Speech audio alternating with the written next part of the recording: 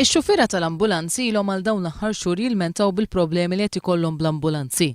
Dan minħabba li l-flotta tal-ambulanzi antika u meta jissewwew spiss qed jerġgħu jispiċċaw bil-ħsara saħansitra l-għada tat-tiswija.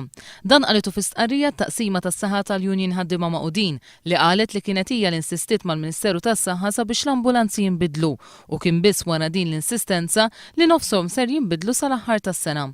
Iżda sa dan it-tant il-UHM meta tinsisti mal-Gvern sabiex jiġu mikrija ambulanzi adekwati. Kien għalhekk li ħarġet direttiva lil porters tal-ambulanzi sabiex ma jassistux xufiera li m'għandhomx it-taħriġ neċessarju hekk kif provdut mid-Dipartiment tas-Saħħa. Il-Union qalet li għal dawn l-aħħar sentej tinsisti li għandhom jiġu ngaġġati 10 xufiera ġodda tal-ambulanza minflok dawk li rtiraw bil-pensjoni f'dan iż-żmien.